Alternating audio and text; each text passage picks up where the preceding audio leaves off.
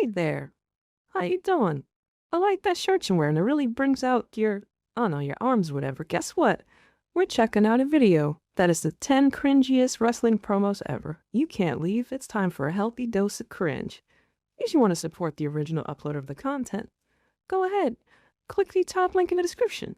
I think you'll like it. If you interact with content with me and the flock live on Twitch, I promise it's not awkward. Click the bottom link. We're pretty cool over here. And we have feathers. It's kind of our thing. I got a free Patreon with bonus content you check out that I can't upload to YouTube because it's too spicy. No, you won't see ghost boobs. Without further ado, let's get right into the video.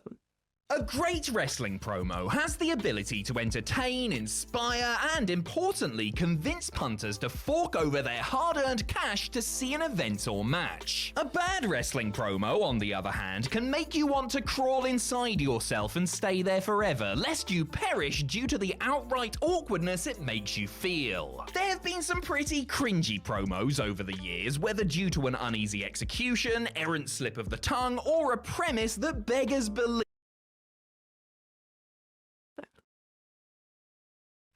Who is it that was doing a promo and said, I'm gonna go do lucha stuff? Yeah, he just fucking runs off. Was that Kalisto? A good lucha thing. Yeah, that's what it feels like.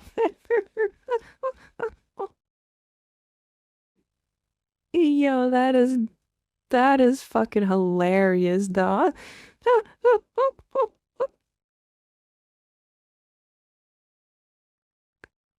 Nah, I think what makes it funny is the fucking escape, the flee, bro. Yeah, see, yeah, he definitely left Oscar like, yo, what the fuck was that? Want proof? Get ready to crawl inside yourself, dear viewer. I'm Adam Pacitti from Cultaholic Wrestling, and these are the 10 cringiest pro wrestling promos ever. Join us. Number 10, The Big Dog and the Beanstalk. Amazing to think now, considering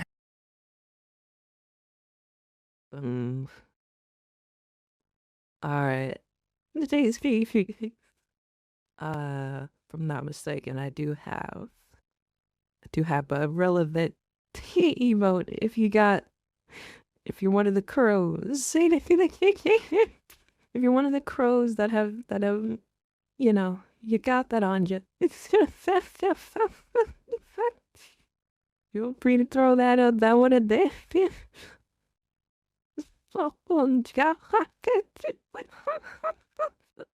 how his WWE career has turned out and the level he's currently operating on, but there was a time when a substantial percentage of wrestling fans would be more than happy if Roman Reigns was given a lifetime ban from speaking on the mic. WWE tried and failed in their attempts to make the Big Dog the new John Cena, and then tried and failed again a couple of more times just to be absolutely sure he wouldn't get over as the company's #1 babyface. Just days after another notoriously awful promo, which we will get to later, Reigns regaled Big Show with the tale of Jack and the Beanstalk, magic beans and all, replacing Jack's name with his own. Excruciating in content and delivery, seeing Roman struggle out there was like watching a career suffer a slow and painful death before your very eyes. Far from being a badass renegade, the former Shield member was literally reciting fairy tales and hoping that the audience would do anything other than heckle him.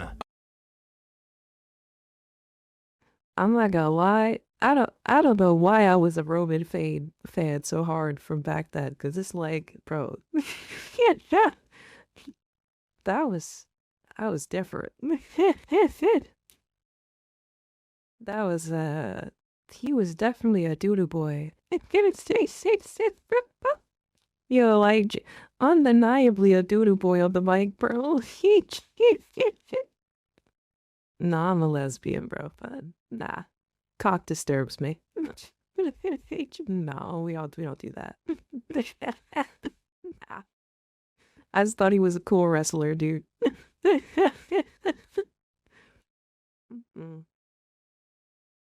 Apologies for speaking carny, but this was the absolute shiz His it, hair is and glorious. on this evidence, Reigns deserved his reception at the Royal Rumble 2 weeks later. Number 9, wrong line, brother. For all his many faults, it cannot be denied that Hulk Hogan in his prime was a master of the microphone whose overflowing charisma meant that just about everything he said was compelling, even if beneath the surface, much of it was absolute nonsense. The Hulkster's gift of the gab has failed him on occasion, however, including an infamous segment during his 2003 feud with Mr. McMahon. Whilst verbally going toe-to-toe with the WWE chairman, Hogan got all flustered and flubbed his lines 4 times. In essence, he was supposed to say that if Vince thought he was successful just because he was the right guy in the right place at the right time, then he was a delusional bastard. However, Hulk first said he was the right guy at the right place at the wrong time before calling himself the right gay at the right place at the right time, and then No. I gotta hear this one.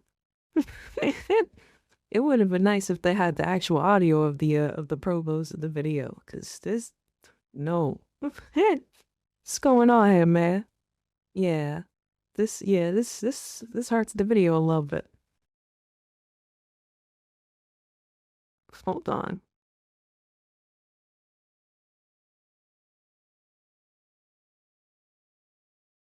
I got you guys watching at home. Don't worry.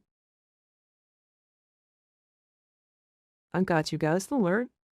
I'm doing this for you. I think you're starting to believe in your own bullshit, Hogan.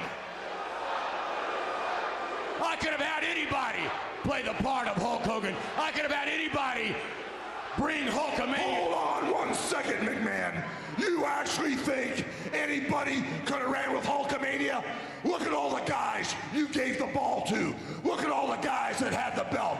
Look at all the guys that ran to the goal line. Nobody ran as hard and as long as I did, McMahon. If you actually think I was just the right guy at the right place at the right time, let me say it one more time.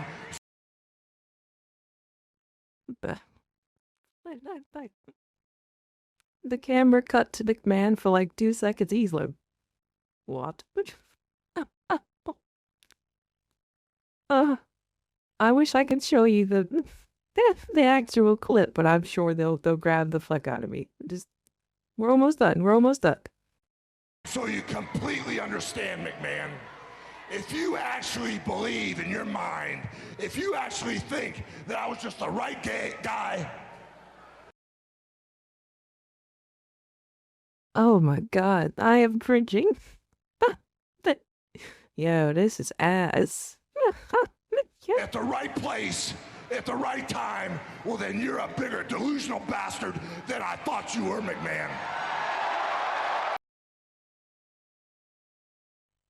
The crowd was like, are he chatted yet? It's crazy seeing this after watching that fucking insane compilation of Corny going off. Oh, man.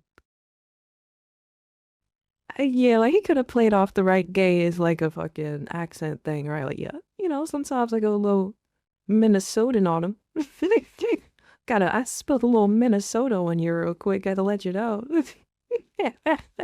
And erroneously claimed that he had wrestled McMahon at No Way Out when it was actually The Rock who he called A-Rock. This actually never made it to air properly since SmackDown was a taped show, but some absolute legend hacked the satellite feed, then uploaded it for us all to enjoy and chuckle at. Number 8, good lucha things. Former WWE star Kalisto is a spectacular performer in many ways. Let's fucking go! He has an eye-catching mask and costume collection, can perform incredible incredible feats inside the ring and was absolute dynamite on the stick. Actually, that last part isn't true. Kalisto was not dynamite on the stick. In fact, he usually looked at the microphone absolutely terrified, as if it were a stick of dynamite. On one of the rare occasions he was permitted to talk, the luchador uttered 3 words that ensure he will now live in infamy as a meme. Asked how he felt about being drafted to SmackDown in the 2016 draft, the former United States champion vowed to shock the world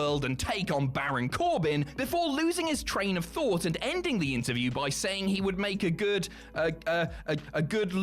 lucha thing. Instantly realizing that he just pooped the bed and this was live and not a pre-tape, you can hear the mortified high flyer say, "God damn it," as he luches himself out of the camera's view. No way. Did he really do the goddamn it? Don't worry, y'all. I got you. What can we expect from you on SmackDown Live? Well, hey, I'm here, like I said before, I'm here to shock the world. I'm ready.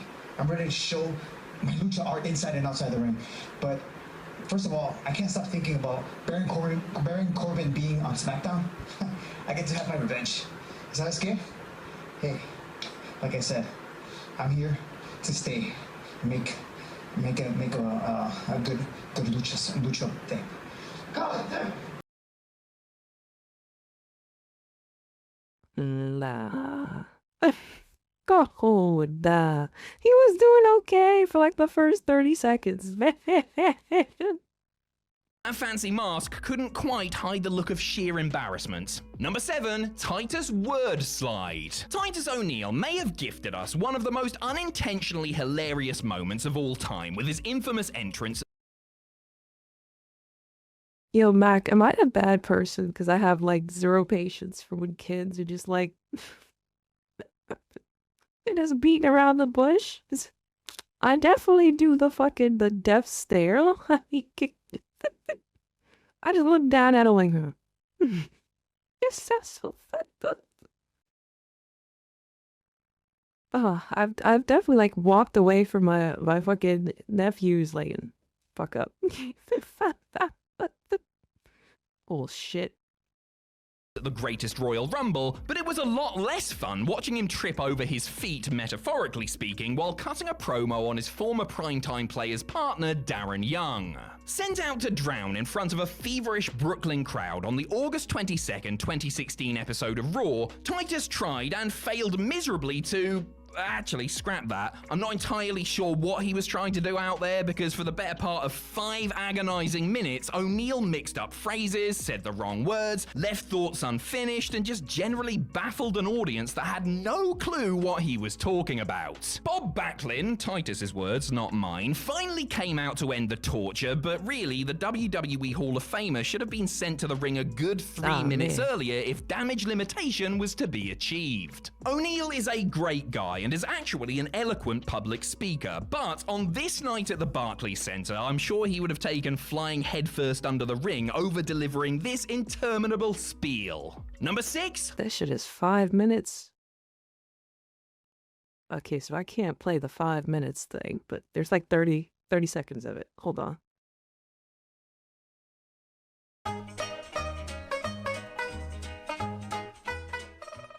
What the fuck? The hell is this? Is this? Now, last night, earlier tonight, you guys heard that the New Day talking about winning the WWE Tag Team Champions, becoming the WWE Tag Team Champions last summer, right here in Brooklyn.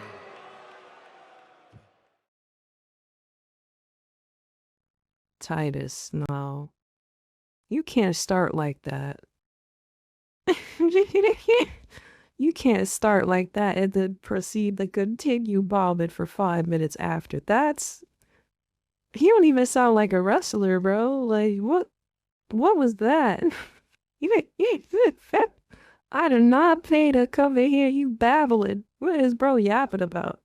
The crowd immediately was like, get this motherfucker out to freaking... Nah, one more time. Now, last night, earlier tonight, you guys heard that the New Day... Nah, man, nah, nah. Just go back up the ramp, man. Go back up the ramp, man. That's crazy. Don't I have to sit through your entrance and everything? Oh God, no, nah. Nah, that's fucked up, man. Yep, for real, Mac. Go on. Half the brain. Sid Vicious gets his share of flack from certain fans for a variety of reasons. And while yes, he would flake out as soon as softball season started and wasn't exactly the man you would watch if you wanted to see a great match, there is no doubt that the master and ruler of the world had it and was a big star during his heyday. Sid has a presence and natural charisma, but he wasn't necessarily a wordsmith and his brain could sometimes let him down with the lights on bright. Well, his half a brain anyway, because that's all Vicious, in his own bungled words, had in his head. Addressing Kevin Nash on the November 15th, 1999 episode of WCW Nitro, Sid informed Big Sexy that you are only half the man that I am and that I only have half the brain that you do. Oh, Sydney. Nash was the last person he should have done this in front of, with the situation made even worse by his ball-busting buddy Scott Hall being in the ring with him. Also making it worse was Sid then complaining about Kev continually trying to make him look like a jackass. Did that to yourself, mate. Number 5, the genesis of McGillicutty. The original reality show formats for NXT take... Yo, this fucking promo... This fucking promo. Nah, I gotta find it for y'all if you haven't heard it. This shit. Oh my God. 10 supposed rookies, partner them with their WWE star pros, and then have them compete in challenges and matches with a weekly elimination, felt at times like it was designed to humiliate the contestants. Poor Michael McGillicutty, the future Curtis Axel of course, didn't need any assistance in making himself look like a prat when he was handed a live mic following Caval's Season 2 triumph. Now, to be fair to Mr. McGillicutty, you can see a slither of a coherent promo in there, but his delivery is so confused and he obviously gets his wires crossed when trying to hit the bullet points. The third-generation performer perhaps wasn't expecting to be asked his thoughts after losing a competition he believed he would win, but that doesn't excuse the short but certainly not sweet would-be concession speech that he gave. Despite its brevity, it still contained several awkward pauses as he tried to get to the moment from this moment on, from now, this'll be the moment. Just get to the moment, Michael, please! Immediately buried by Michael Cole on commentary, McGillicutty had to contemplate... Yeah, why was Michael Cole my fucking spirit animal in that? Bash, yo, who told Broden to scoop that? Nah, it's time to cringe, yo. That's what you signed up for. Let's go. Let's get it. Moment from now, from this moment on, this will be the moment, starting now, of the genesis of McGillicutty. All right, great. Can we hear from the winner now, please? Hit the buzzer.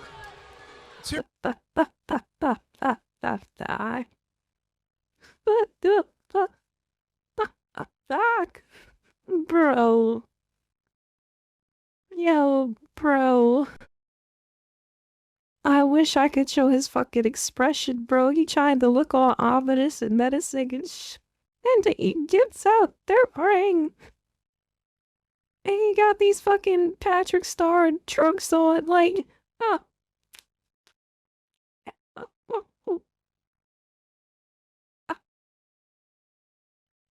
Yo, bro, that is like when you have to do a certain word count on a fucking essay. He said, from this moment on, from now on, from this moment. The genesis of McGillicutty.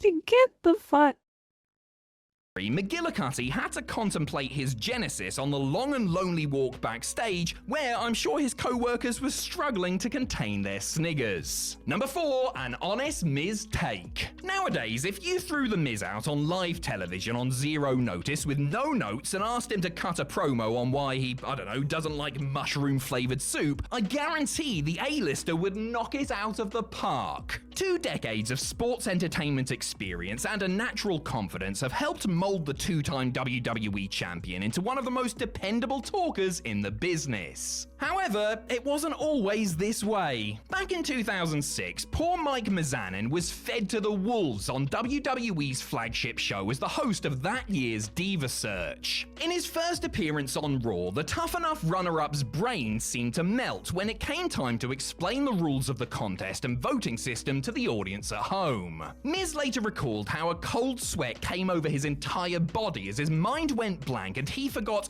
everything he was supposed to say. He sweated so much that the telephone number he had written on his wrist rubbed off, and he made such a hash of trying to salvage the segment that he was sure that he was going to get fired when he got back to Gorilla. I'm surprised he actually, like, survived this, but... Fortunately, he was spared a pink slip and ended up marrying Diva Search entrant Maurice Mind, so don't feel too bad for it. Yeah, he definitely got a W. Anyway, time to cringe. That the sexiest women in the world or the sexiest women on television are in the WWE. And tonight, we're gonna search for the next WWE diva. Now, to vote for these beautiful young ladies, you have to vote. Go to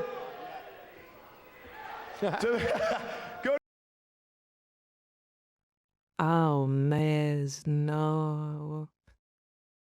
Nah, the girls weren't even in front of him, mate. He was just on the ramp dolo, bro. Nah, everybody was looking at him, bro. He was by himself in front of the Titantron. Go to WWE, dial 86946, and vote for your favorite Diva Search contestant and text message your favorite Diva Search girl.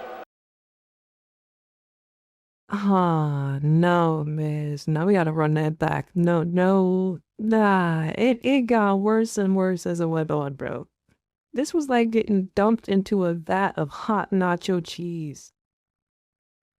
Barefoot. Like on television are in the WWE.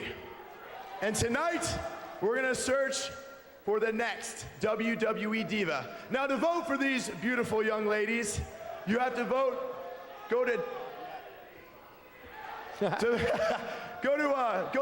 WWE, dial 86946, and vote for your favorite Diva Search contestant and text message your favorite Diva Search girl. And do her name. So now let's bring out the... man. Alright, question for the flock. Do you think Vince was back there laughing his ass off, watching him squirm like that, or do you think Vince was fucking blowing smoke out of his nose and ears, bro? Ready to tear into bro.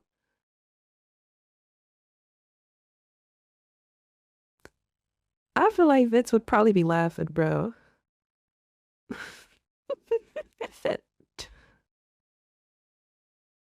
So just cause he know bro was out there suffering, like, yeah, we def not using you no more. He was bugging.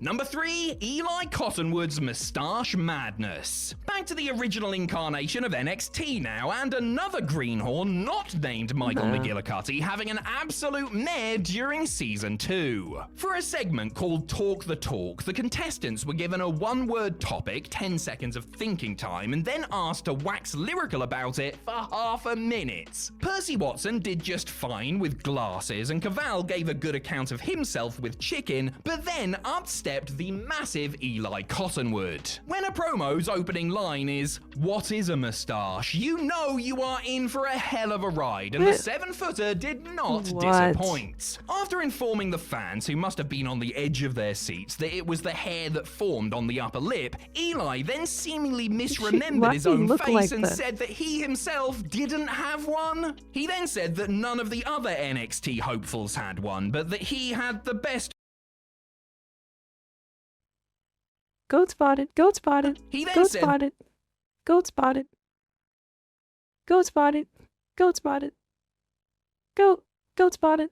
I see that goat. none of the other NXT hopefuls had one, but that he had the best one, completely contradicting his previous incorrect point. The buzzer could not come soon enough, while Cottonwood's pro John Morrison tried to shield himself from the second-hand shame by hiding behind his clipboard. Number 2. Nah, what is a mustache? Eli, your topic is mustache. You have 10 seconds. Ready, go.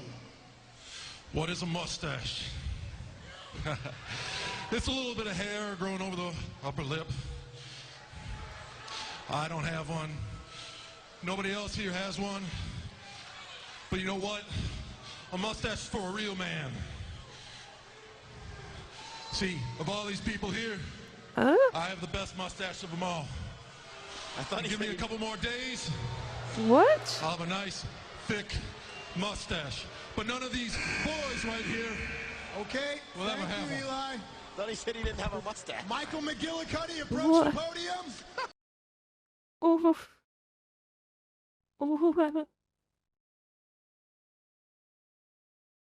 What?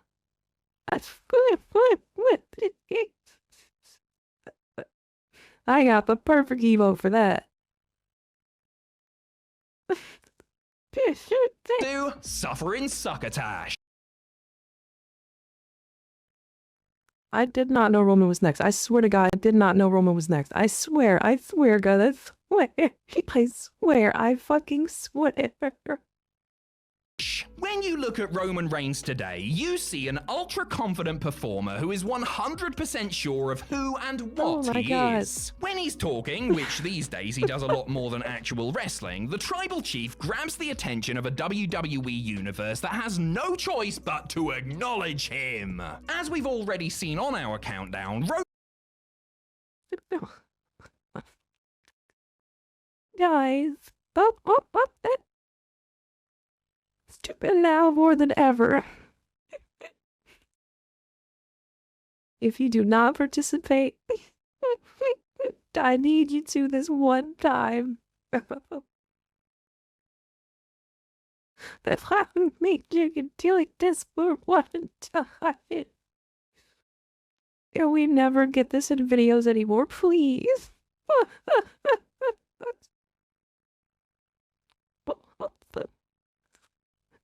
Yo, how do we have like 90 subs, like 90 gifted subs? There are people in here who do not have birds besides an A's. I feel so bad.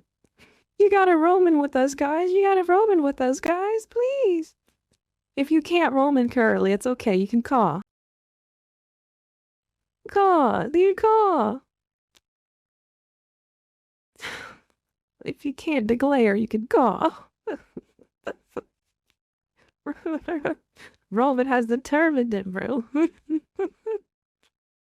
Oh my goodness. What the hell? Roman wasn't always so commanding on the microphone, and a lot of his issues had to do with WWE's clunky verbiage. And is there anything clunkier than, "You are a sniveling little suck-up sellout full of suffering succotash, son"? A line Reigns was actually scripted. Nah, if I was Jamie Noble, I would have the same expression too. Like, I know you ain't just say that shit in real life. In person. On TV. Live. The fuck wrong with you? That's the whole tongue twister and a half. Nah, Cody would literally malfunction and die in the middle of the ring trying to say that.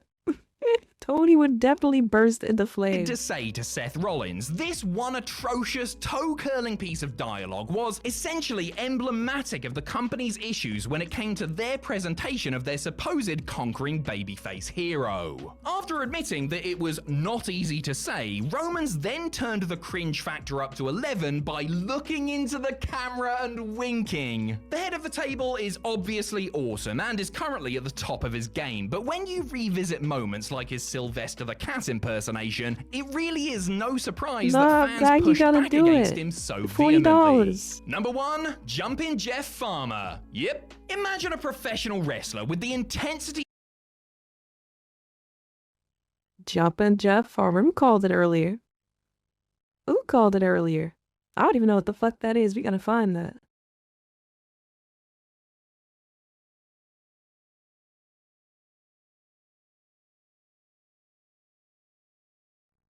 Of Stone Cold Steve Austin, the charisma of The Rock, and the larger-than-life presence of superstar Billy Graham. Well, dear viewer, imagine no more, because he's real and his name is Jumpin' Jeff Farmer. With a place guaranteed on the Mount Rushmore of terrible wrestling promos, the IPW Jobber's response to a match with another no-hoper called Motley Cruz is so bad, it's actually brilliant. Starting off with the commanding cry of, "Yep," Farmer follows it up by letting everyone know that he don't like it when things aren't going my way, and lambasting Cruz for turning the tables on him in a wrong way. And it just gets better from there, with Jumpin' Jeff scolding his foe for backstabbing him one way or another as he tries in vain to look angry before signing off with the immortal line of, "This time I am going full force." Making the whole thing even funnier is the recorded earlier sign at the bottom of the screen. They did 20 takes and that was the best one.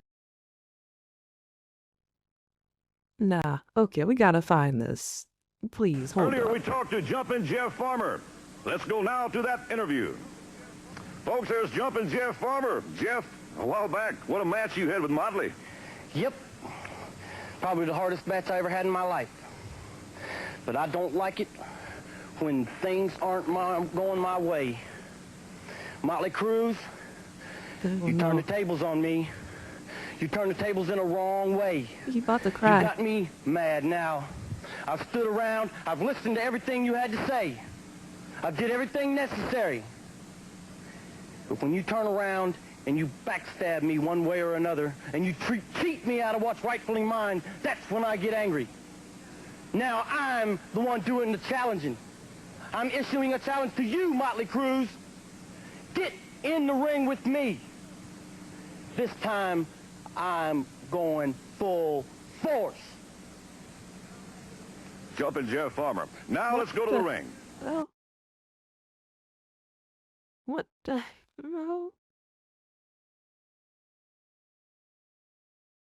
The fuck, Folks, there's Jumpin' Jeff Farmer. Jeff, a while back, what a match you had with Motley. Yep, probably the hardest match I ever had in my life, but I don't like it when things aren't going my way. Motley Cruz, you turn the tables on me. You turn the tables in a wrong way. You got me mad now. I've stood around, I've listened to everything you had to say. I did everything necessary. But when you turn around and you backstab me one way or another and cheat me out of what's rightfully mine, that's when I get angry. Now I'm the one doing the challenging. I'm issuing a challenge to you, Motley Cruz. Get in the ring with me. This time, I'm going full force. Jumpin' Jeff Farmer. Now let's go to the ring. Boom, boom. What the hell? Why do they have that shit word for word? Yeah, I'm sorry that I couldn't show the actual footage alongside the audio, but I figured we needed the audio to get some context for these promos, guys. Thank you guys for sitting through and watching to do that. You know, my cringe shit. Did you like it? You should have liked it. I hope you liked it. If you want to react to content with me and the flock live on Twitch, use the bottom link. We like to hang out and stuff. We do stuff together. It's cool. It's fun. It's a good time over here. We got birdseed if you like birdseed. A lot of birds here. I like my birds. My birds are cool. They be cawing and stuff. Yeah. Yeah. We also got a Patreon with bonus content. It's free. It's a free Patreon. Go ahead. You gotta pay for nothing. I promise I'm not gonna pull the rug under there. You know what I mean? We got a bunch of cool videos, and we do go full force. So, yeah, you might like it. I'll see you in the next video, unless you're weird. You're weird if you don't come to the next video. Now what, see? I put the pressure on you. Stupid. Thank you so much to those of you that have made it over to the Patreon. I appreciate you. I'm still hungry.